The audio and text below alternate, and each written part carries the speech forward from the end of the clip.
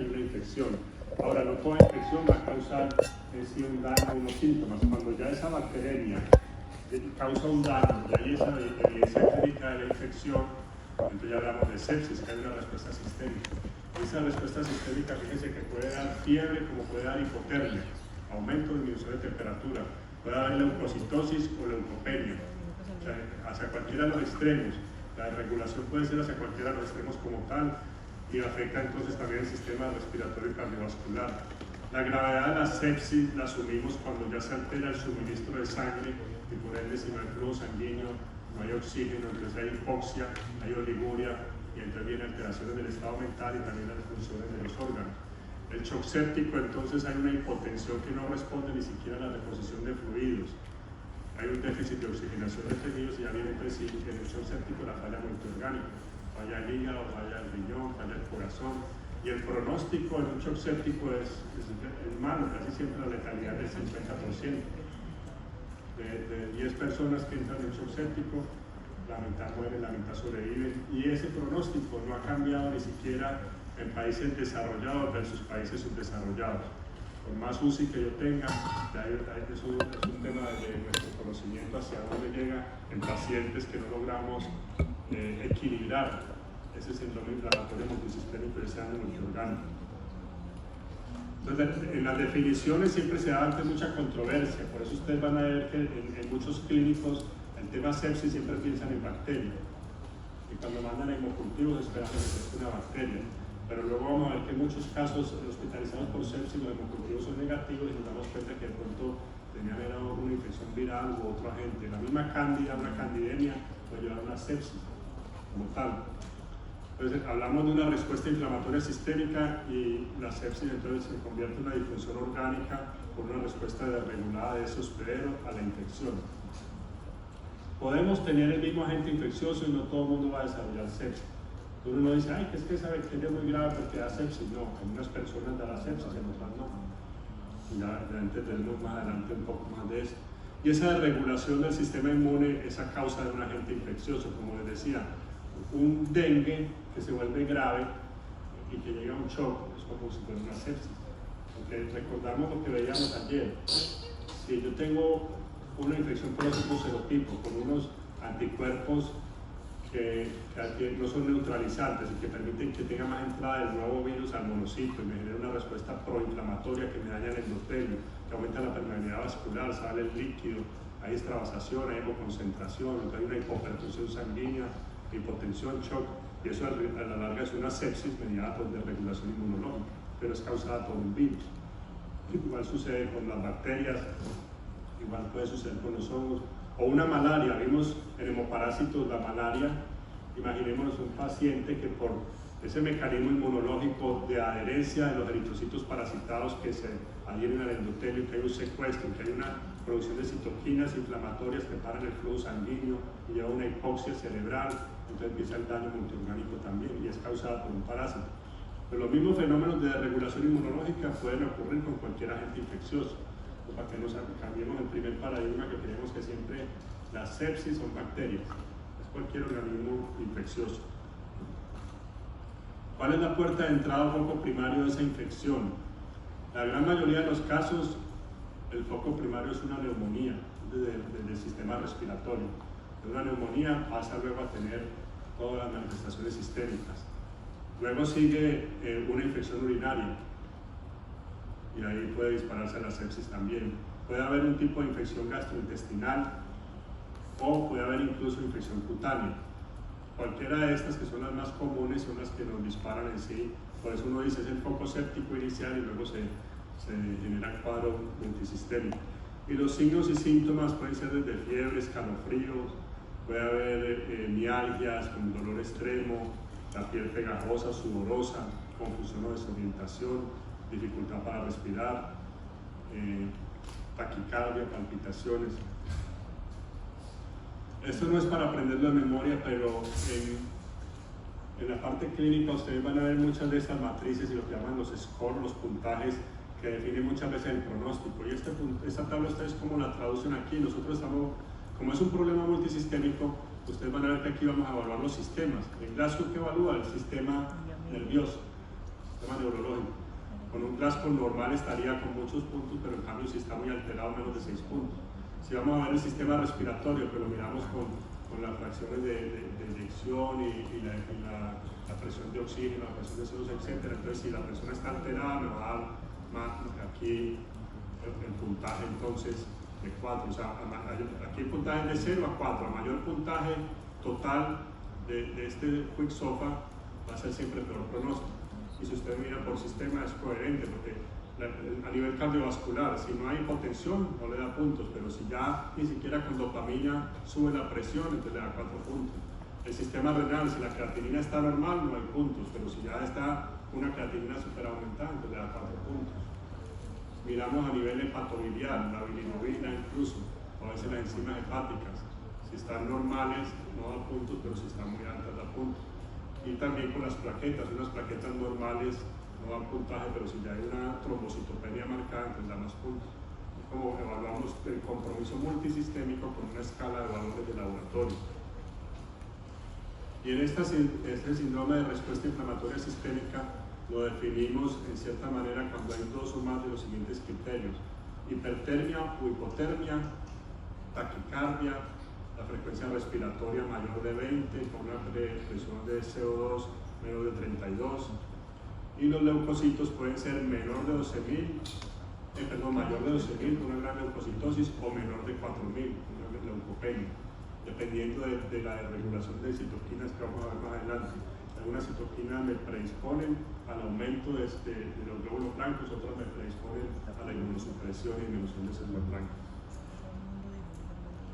En la sepsis severa, además de lo que ya vimos en la diapositiva anterior, vamos a encontrar al menos un signo de hipoperfusión o difusión orgánica.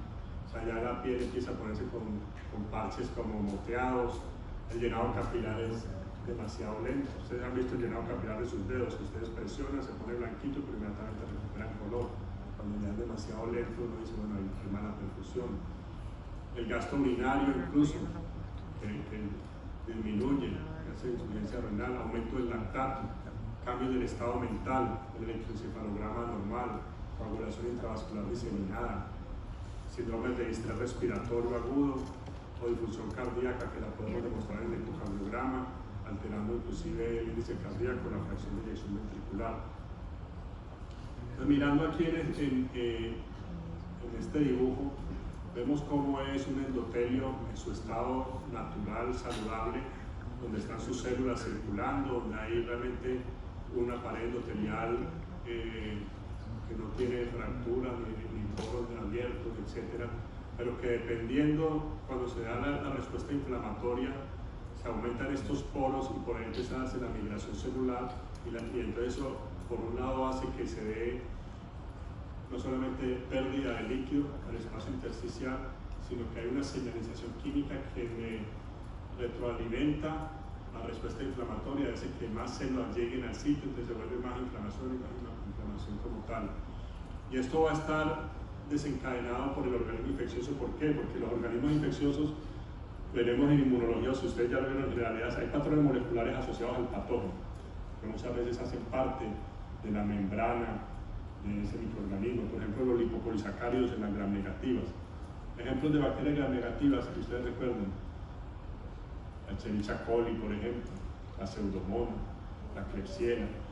Una bacteria gram negativa tiene lipopolisacáridos que me disparan una respuesta inmune regulada y termina dándome un daño vascular, una extravasación de líquido con más aumento de respuesta inflamatoria. Si fuera, por ejemplo, un peptidoglicano en un coco gram positivo, también puede darme sepsis como tal. Ahora, aparte de los patrones moleculares asociados al patógeno, hay microorganismos que dañan células, y entonces también tenemos patrones moleculares asociados a daño celular, que el sistema inmune responde frente a ellos, aumentando también la inflamación. Lo normal es que cuando hay una célula muerta nosotros la fagocitamos, la destruimos, pero cuando empieza a haber mucha apoptosis de células por algún organismo infeccioso, eso me va a disparar la activación de macrófagos, la activación de ciertas citoquinas proinflamatorias, y por ese daño se me aumenta el daño. Y esto que no es el deber ser, porque recordamos que la inflamación es un mecanismo de defensa, que busca siempre actuar contra una noche extraña, pero que tiene un mecanismo de autocontrol y reparación cuando ya se elimina esa presencia de lo extraño. Pero si eso se perpetúa constantemente, entonces el daño se perpetúa. Y es lo que llamamos entonces a tormenta de citoquinas por una desregulación. En el sistema inmune es bonito entender que esto es como un feedback, es una dinámica. Realmente el equilibrio absoluto es la muerte. Si estamos vivos, hay un dinamismo buscando el equilibrio. Si se va mucho para este lado, entonces para el otro lado siempre tratando de compensar. Yo tengo una respuesta inmune tipo celular, TH1, linfocitos CD4, CD8, quiere decir que la respuesta humoral está baja, bajan los linfocitos B, la producción de anticuerpos. Pero si se me sube la interleuquina 10, que es inmunoreguladora, compensatoria, entonces baja la producción de CD4 y CD8 y se me aumentan los linfocitos B y se me aumentan los anticuerpos. Y así se la pasa siempre ese feedback, tratando de mantener una homeostasis o un equilibrio inmunológico. Aquí lo vemos en estas balanzas. Tengo una respuesta equilibrada que siempre tiende así. Si este sube, este baja, este baja, este sube. Pero cuando tengo una regulación en la sepsis, por ejemplo, bajan o los dos suben o los dos bajan, ahí no me está, se me rompe el feedback, se me rompe el autocontrol. Por poner un ejemplo, el sistema endocrino, ustedes saben cómo es esta regulación, adrenocorticotrópica, el cortisol, la suprarrenal. ¿Qué tal que eso no obedeciera así, sino que fuera loco y al revés? Entonces se aumentan las hormonas y no hay un feedback negativo que controle.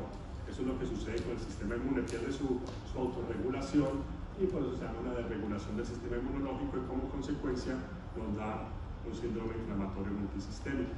Entonces, cuando tenemos esa noxa extraña que vemos en el microorganismo, un gram negativo, por ejemplo, con lipopolisacáridos en su membrana, entonces va a ser reconocido por el macrófago, que es la célula presentadora de antígenos, entonces me va a estimular la producción de factor de necrosis tumoral, que es una interleuquina inflamatoria por excelencia. Al mismo tiempo, entonces, me dispara la producción de interleuquina 6, de otras interleuquinas que me activan aún más los macrófagos, y dependiendo de esto en qué órgano se da, el hígado, el intestino, corazón, pulmón, entonces empieza esa falla multiorgánica como tal. Hay un síndrome de respuesta inflamatoria con daño multiorgánico en la medida que la inflamación me lleva a hipoperfusión, a hipoxia en esos órganos, entonces pierde su función normal. Y este efecto proinflamatorio, uno dice, además de depender intrínsecamente de este patrón de regulación, ¿por qué unas personas lo hacen y otras personas no? O sea, ¿por qué con el COVID unas personas murieron, unas personas terminaron con esta neumonía, con la tormenta de citoquinas, y otros en cambio solamente perdieron el olfato, el gusto o no les dio nada? Pero eso va a depender también de una susceptibilidad genética. Evolutivamente tenemos un sistema, un complejo mayor de histocompatibilidad con moléculas clase 1 y clase 2, que es como nuestra huella digital, que eso está en el brazo corto del cromosoma 6, pero hay otros polimorfismos en diferentes genes que expresan para ciertas citoquinas y que en las personas son distintos, entonces hay una predisposición, unas cosas de más inflamación que en otras. Entonces vamos a ver que las alergias, las enfermedades autoinmunes, como el lupus, la artritis reumatoidea, la esclerosis múltiple, miastenia gravis, toda esa reacción de hipersensibilidad, de hepatitis de contacto, etc. Hay una predisposición genética que si lo sumamos a factores ambientales se dispara el gatillo y se presenta la enfermedad. Lo que sucede aquí es que el microorganismo o el agente infeccioso es ese gatillo también que lleva a que una respuesta inmune que se produce se desregula por susceptibilidad genética, entonces me va a dar la sepsis o el shock séptico. Tomemos como ejemplo, como por salir de la rutina de las bacterias, lo que pasa con el SARS-CoV-2, que ustedes quizás lo han leído más por el tema de la pandemia. Entonces, ¿cuáles son esos marcadores inmunológicos y cómo se relacionan con esa respuesta inflamatoria durante la infección? Pero antes recordar también evolutivamente que de dónde viene este SARS-CoV-2. Y cuando un virus está adaptado en la naturaleza a un nicho ecológico y a un hospedero, la adaptación perfecta es que llega casi a una simbiosis, un mutualismo o comensalismo donde no le causa daño al reservorio y el reservorio tampoco lo ataca para destruirlo, entonces vive de él. Yo admiro mucho los murciélagos porque si ustedes ven el murciélago tiene cantidad de agentes patógenos para el ser humano y para otros animales, pero ellos no los enferman. O sea, los murciélagos tienen leptospira, tienen trypanosoma cruzi, tienen virus de influenza, tienen coronavirus, o sea, una cantidad de patógenos en su sangre y ellos siguen su vida normal. ¿Cómo han llegado a evolucionar ese proceso adaptativo de vivir con esos virus sin que les intervenga con su ciclo vital? Pero cuando de pronto pasa a contacto con otro animal, es un reservorio que ya es intermediario temporal, que como no conoce a ese otro agente, hace a generar un reto inmunológico. Y en ese reto inmunológico obliga a que el virus mute. O sea, si yo no peleo, el virus sigue igual. Si yo peleo con él, lo estoy presionando, seleccionando para que mute como tal. Y eso es lo que sucedió con este coronavirus que pasó, que un coronavirus de murciélago llega a infectar a mamíferos y luego aprende a pasarse de persona a persona. Es como miramos inclusive el virus de la influenza aviar, es un virus gastrointestinal que vive normalmente en el tracto gastrointestinal de las aves acuáticas, de los patos, los gansos, y que vienen esas aves migratorias. Pero cómo ese virus aprende a salir de ese tracto gastrointestinal y a infectar el tracto respiratorio de los mamíferos, causando las gripas en los cerdos y en las personas. Es un tema evolutivo como tal. El coronavirus entonces existe hace muchos años, ya han existido muchos tipos de coronavirus.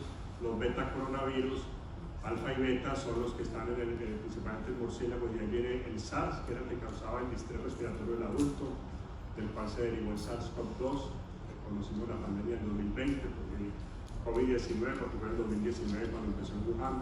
El MERS, que el hospedero intermediario fue el camello. Y está también uno que es de Hong Kong, que también dio en las personas mucha, daba más rinorrea, infección del sistema respiratorio alto, y nunca generó como epidemia o pandemia. Los reservorios naturales entonces del SARS, el MERS, el SARS-CoV-2 son los mamíferos, mientras que las aves son reservorios de los gamma y delta coronavirus, que no han tenido mucho impacto en la salud humana. Como reservorios intermediarios tenemos este tipo de zorrillos, este animal que es el pangolín, que tanto lo incriminaron en el brote de Wuhan. ¿Por qué sabemos hoy que son reservorios intermedios? Si yo examino un animal de estos infectados y yo encuentro respuesta inflamatoria, yo ya sé que ese no es el reservorio natural. Sé que él nunca había vivido con este virus, está peleando contra él. Y si yo encuentro mutaciones en el virus, también sé que no es el reservorio natural, porque el virus no tendría por qué mutarse, no tiene un reto que lo obligue. Eso fue lo que sucedió para entender que el reservorio no era realmente el pangolín. El pangolín también se infectó de la misma forma que nosotros nos infectamos. Y es probable que no haya surgido de los mercados en Wuhan por ingesta de animales, sino que algún trabajador en el laboratorio de virología se infectó con la cepa del SARS-CoV-2 que ya tenían de murciélago haciendo experimentos, y esa persona infectada luego en la casa o en el mercado fue pasando a otras personas como tal.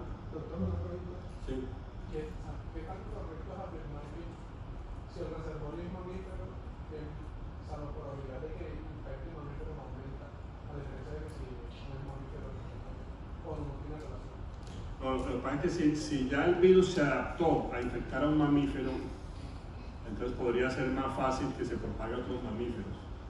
Pero como aquí el murciélago es un mamífero también. Ahora, si estos de las aves logran adaptarse a infectar a los mamíferos, podrían en algún momento también causar daño, lo que pasa es que no han logrado adaptarse como tal. El de la influenza sí, que también es un virus de RNA que produce alta tasa de mutación en la hemaglutinina y la neuraminidasa, pero el gamma y el coronavirus no ha logrado todavía ese paso a los mamíferos que los enferman de forma importante y que logre transmitirse de persona a persona. Pero si es cierto lo que tú dices, que una vez infecta a un mamífero, es más fácil que infecte a otro mamífero. Se va dando ese brinco. Y nosotros fuimos hospederos accidentales. El virus no buscaba infectarnos a nosotros, nos infectamos y el virus aprendió a propagarse de persona a persona. Y fíjense que un mecanismo evolutivo también es, él busca no hacernos daño, pero si nos está haciendo daño porque nosotros estamos descontrolados con nuestro sistema inmune y nos vamos a morir, el virus tiene que tener un mecanismo de escape también para pasarse a otro hospedero. Mientras más letal, más rápido se debería multiplicar para pasar a otro. Y eso es todo como un proceso evolutivo. Así surgió este nuevo coronavirus a través de estas mutaciones, y lo peor es que empezó a darse ese contagio de persona a persona, y entonces se propagó de manera muy rápida. Y sabemos que cómo se transmitía, que inclusive no era simplemente, al principio ustedes vieron que eso parecíamos astronautas, nos poníamos el tapabocas, los guantes para el supermercado, que pruebas para salir, y pues no había ningún caso todavía y parecíamos las calles fantasmas. Después de que empezaron a alborotarse los casos, ya todo el mundo desordenado en la calle, y bueno, nos tocó. Hubo políticas diferentes entre países. En Suecia los colegios no los cerraron, prefirieron que las personas se infectaran para tener inmunidad de rebaño de forma natural rápidamente. porque el aislamiento los iba a volver más susceptibles. Porque también es un proceso que si yo sé que la letalidad es baja, ¿para que yo voy a también mantener la vulnerabilidad? Porque a la larga la mejor manera de evitar una epidemia, luego controlarla de forma natural, es eso. Como pasó con el Zika, el chikungunya, menos personas susceptibles, menos transmisión y se agota, la transmisión pasa de forma natural. Pero entonces fíjense que luego entendimos que estaban aguas residuales, que se transmitían por contacto, como muchas de las gripas. A veces creemos que él está tosiendo y yo pongo el tapabocas, pero resulta que una persona hace así como por quitarse los mocos y luego llega y saluda a otro, el otro lo saluda, el otro con la mano luego se hace así y ahí está el contagio del virus por contacto. El contacto no solo es abrazarse y besarse, es un saludón de manos en el que van secreciones a veces de persona a persona y nosotros somos muy inquietos con las manos a veces, cuántas veces uno se pasa los ojos en la conjuntiva, en la boca, en la nariz y así se contagian también los virus. Entonces se va dando el contagio como tal y esas proteínas exteriores del virus se adhieren a las células del aparato respiratorio hospedero. Ahí sufren mutaciones que van alterando proteínas de superficie y se adhieren a las células del hospedero y van desarrollando la enfermedad. Luego descubrimos que no solamente era el sistema respiratorio, donde había receptores de angiotensina. Ustedes por eso en neuro vieron el sistema nervioso, también el COVID-19. Y vieron que también afecta a nivel del endotelio vascular. Ahora, evolutivamente, y lo que sucede en la gran mayoría de enfermedades infecciosas, la letalidad en unas es más alta que en otras, pero ¿qué va a pasar? Que uno se infecta y viene un periodo de incubación. Algunas personas permanecerán asintomáticas, no se enferman, otras tendrán síntomas leves y se curan, pero otros pasarán a síntomas más severos como una neumonía y de pronto se curan de la neumonía, u otros tendrán una falla respiratoria que termina en cuidados intensivos y logran salvarse, y otros sobreviven a los médicos o no, dependiendo. Ustedes saben que en el COVID, a mí me dio COVID 5 veces.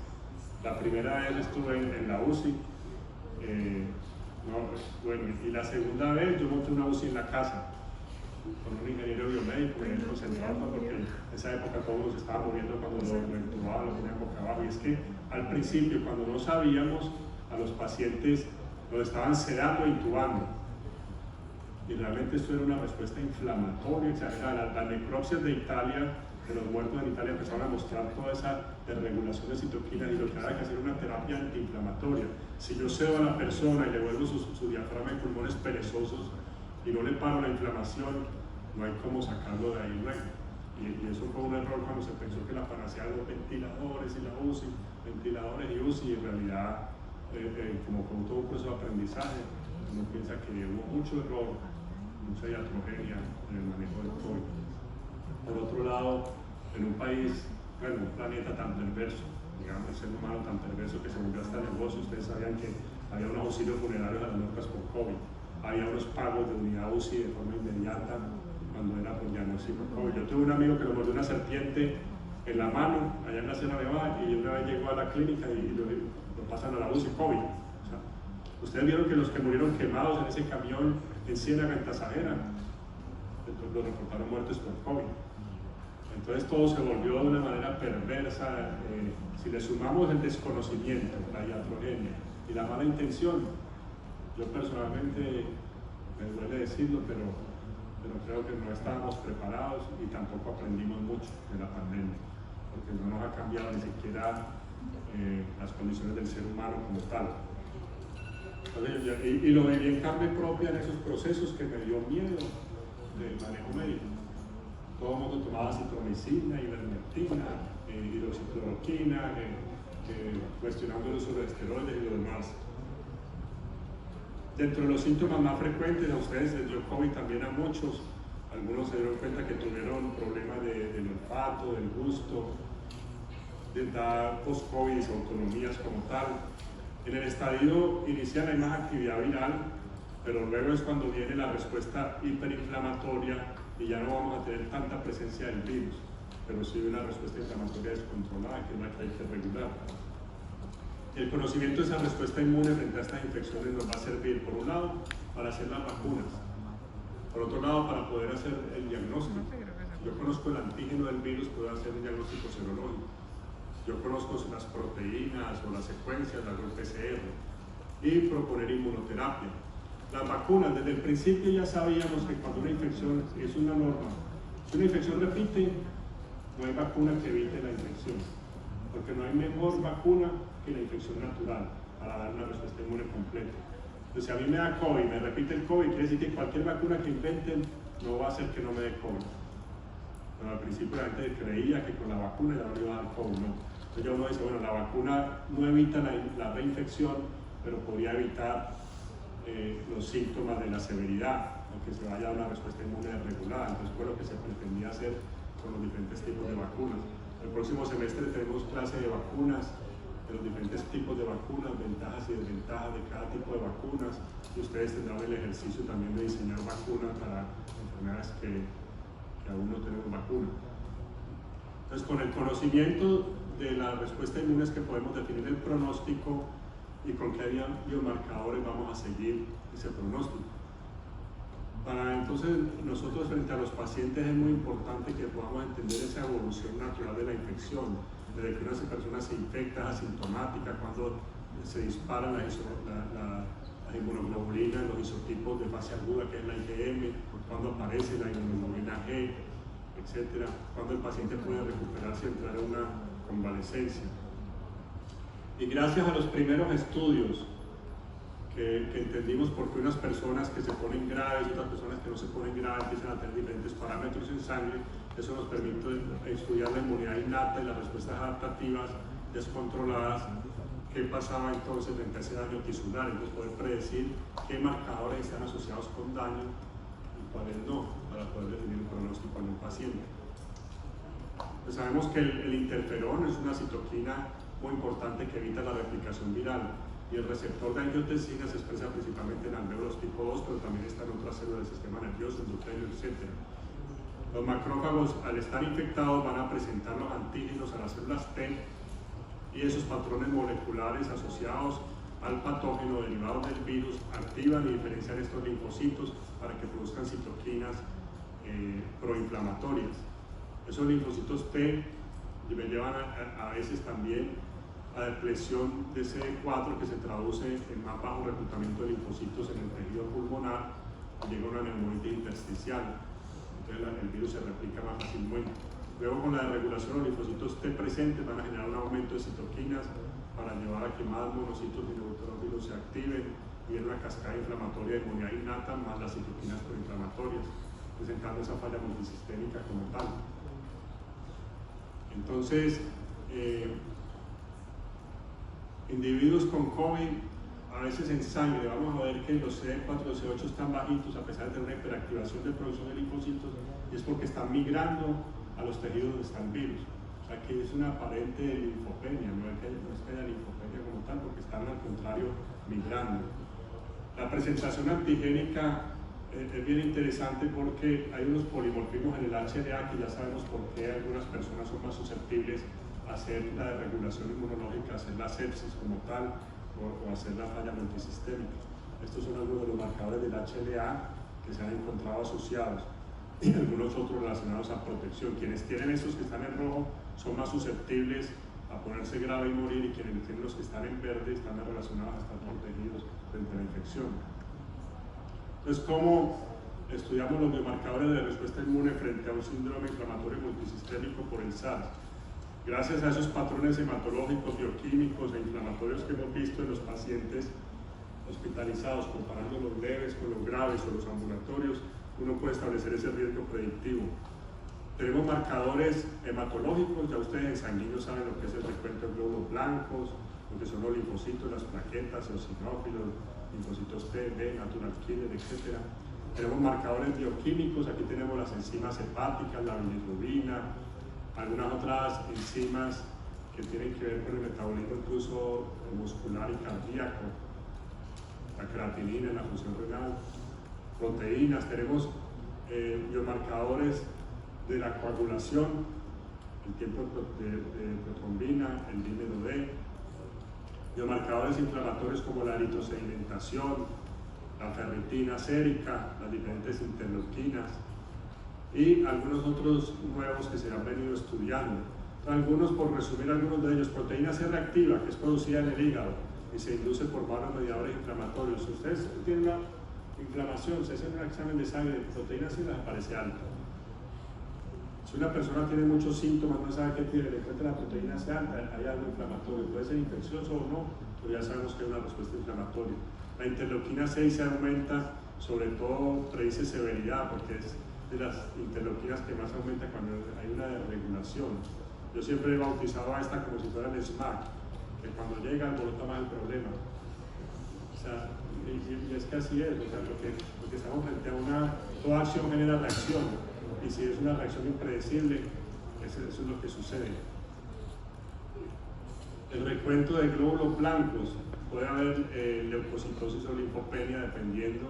La deshidrogenasa láctica que convierte el piruvato en lactato, la secreción de esta enzima se va a activar la necrosis de la membrana celular, entonces indica daños de ciertas células, marcadores renales, la misma creatinina habíamos dicho, el dímero D, ustedes ya lo vieron en sanguíneo. Entonces se origina de la lisis de la fibrina y el aumento indica que hay una activación de la coagulación y de la fibrinolisis. Las plaquetas, que va a generarse una trombocitopenia y la falta de agregación plaquetaria aumenta las hemorragias. La troponina cardíaca se eleva también de forma temprana y puede indicar daño del miocardio. Vamos a ver que entonces la mayoría de estos marcadores están aumentados. El único que aparece aquí disminuido quizás, entonces es el recuento de plaquetas. El resto todos están aquí aumentados en un proceso inflamatorio multisistémico. Como búsqueda de alternativas terapéuticas, ustedes recuerdan que al principio se quería hacer plasmaferesis. ¿Qué quiere decir esto? Que pacientes que les dio COVID, que tenían altos títulos de anticuerpo, podían ser donantes para que con esos anticuerpos se lo pusieran a un paciente para ayudarlo a curar.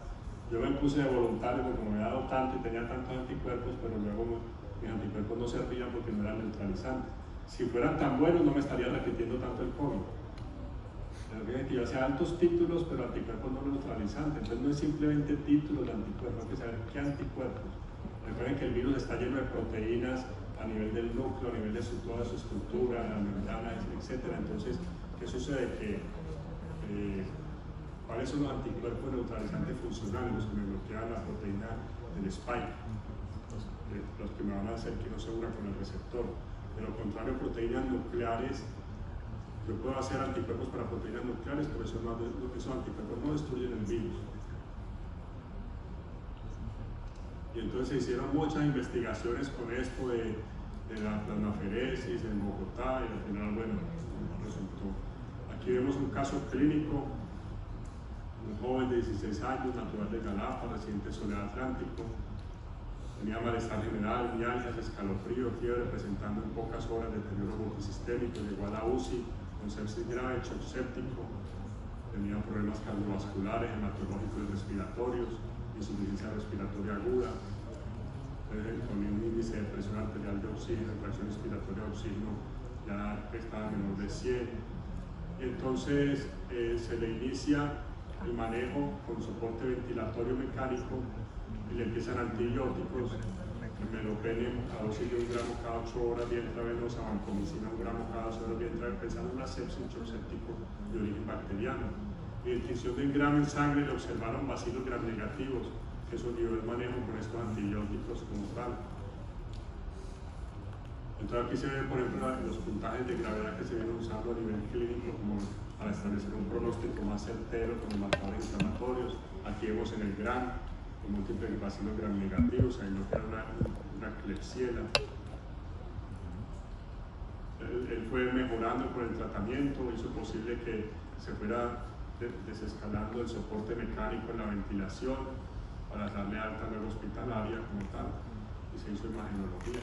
Entonces, cuando yo tengo todo el mejor talento humano disponible que tiene conocimiento, tengo las herramientas tecnológicas, ambas cosas juntas, yo logro salvarlo. Si yo tengo la mejor tecnología y la mejor infraestructura en la UCI, pero no tengo médicos que sepan, de nada me sirve. Y si yo tengo médicos que saben mucho, pero se quedan sin las herramientas tecnológicas, entonces lo que tenemos es que buscar ese complemento. El médico capacitado con herramientas tecnológicas para salvar al paciente. Desafortunadamente no es el pan de cada día en nuestros hospitales.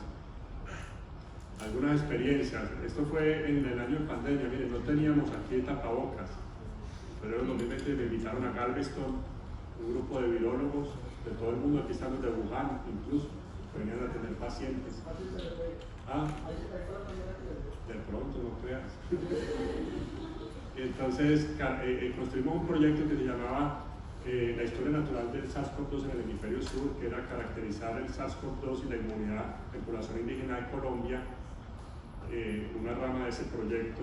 Eso fue un proyecto muy bonito, que fíjense lo que es la simplicidad. Lo hicimos en 2 o 3 días y nos aprobaron $6 millones para poder ejecutar, incluidas Zambia, Camboya, Nueva Zelanda, Perú y Colombia.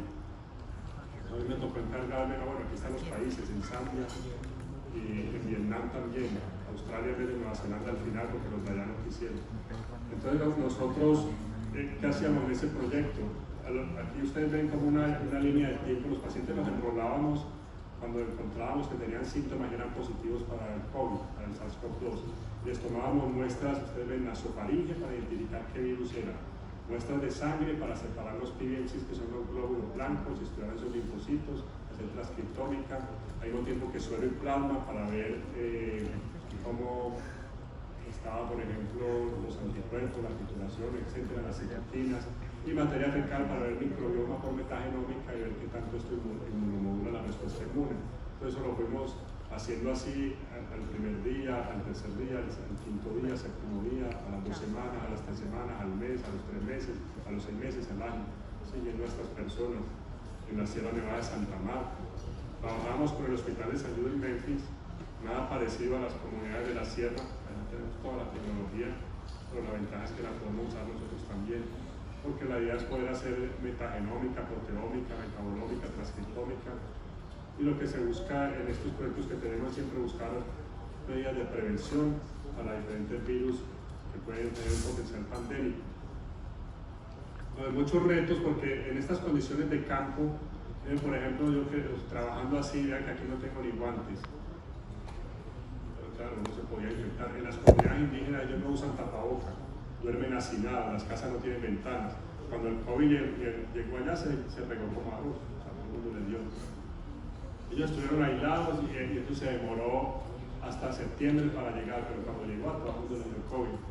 Y yo ya en septiembre me creía Superman porque ya tanto atender pacientes y no me daba, entonces yo me quité el tapabocas y dije, bueno, vamos a seguir aquí atendiendo pacientes y hoy terminé enfermo. Nos tocaba tener todos estos retos de montar desde el campo hasta el laboratorio para poder aislar estos virus. Las comunidades cada vez más aisladas geográficamente y más por medidas tradicionales por el miedo a la enfermedad, más aisladas a las partes más altas. Entonces empezaron a desconfiar del sistema de salud. Si la gente se muere en la ciudad, si nosotros no lo podemos controlar, ¿con qué criterio vamos a decir que les vamos a ayudar a ellos? Si no hemos podido solucionar nuestro problema. Entonces eso generó que se aislaran aún más y que perdieran confianza en el sistema de salud. Los mamos hacían trabajo, se inventaron que en la lengua de ellos les llamaron kanji, que era como enfermedad del miedo, que si me daba miedo me daba COVID, si no me daba miedo no me daba. Y entonces se empezaron a inventar de la etnobotánica las plantas para el COVID. Lo bonito de esto es que ninguno de ellos terminó hospitalizado y ninguno murió de COVID. O sea que uno ve que ellos también tienen un tema genético y epigenético que les evita hacer esa respuesta inflamatoria multisistémica. Es la misma razón por lo que se infectan tanto con tripanosoma, no les da cardiopatía, les da el virus de influenza y no les da neumonía, y les dio el COVID y no les dio neumonía. También puede ser que las coinfecciones por el mitos, porque mantiene un zoológico en el intestino, ellas inmunomodulan. Las proteínas de las lombrices producen interleuquina 10, que es antiinflamatoria. Uno no sabe qué microbioma bacteriano pueden tener también. Ya estábamos aprendiendo. El ejército a veces nos prestaba el helicóptero, aquí Andrés, que trabaja conmigo allá, iba a tomar las muestras también. Esto es un pueblito que queda 3 días de camino a pie o en mula, entonces solamente era más fácil hacer helicóptero para poder llevar las muestras y procesar. Nos tocó buscar estrategias culturales para la adaptación de todas estas medidas de higiene. Allá no pudimos llevar vacunas porque las vacunas eran a menos 80 grados, no teníamos red de frío para las de Moderna y Pfizer. Y las de Janssen no se conseguían en cantidad suficiente, entonces más bien no se vacunó. Entonces la sepsis es un tema que es complejo. Si ya tuviéramos soluciones por la base científica, hubieran dejado de morirse las personas con shock séptico, pero por más avance y tecnología sigue siendo un pronóstico muy reservado en el papel del shock séptico. Hay receptores, digamos, cuando llega un microorganismo es reconocido siempre por el sistema inmune y es presentado, esas células presentadoras de antígenos, macrófagos y células dendríticas van a llevar a que se amplifique una respuesta inflamatoria con una producción de moléculas endógenas y citoquinas, y luego se pueden producir incluso algunas citoquinas antiinflamatorias compensatorias, que es lo que me hace que se vaya hacia un extremo al otro extremo la sepsis. La modulación en esa expresión de proteína genera también apoptosis masiva de ciertas células y luego vienen daños, patrones moleculares asociados al daño celular que me potencializan más la respuesta regular. Ahora, hay que entender mejor cómo caracterizar estos marcadores en los individuos cuando están en fase proinflamatoria o antiinflamatoria. Ustedes han visto un paciente en UCI con un catéter de presión venosa central y verán quizá el respiratorio que yo le estoy monitoreando en tiempo real, cómo están los gases arteriales, la presión, la perfusión, todo. Pero el sistema inmune hoy en día a una persona le toman una muestra para citoquinas y los resultados se los dan a los 7 días. Y si con esos resultados 7 días después yo voy a hacer una terapia, podría hasta matarlo porque es un proceso dinámico, que yo ahora me puede salir en interferón alto, pero en 5 minutos lo puedo tener bajito. O sea, porque todo es un proceso dinámico.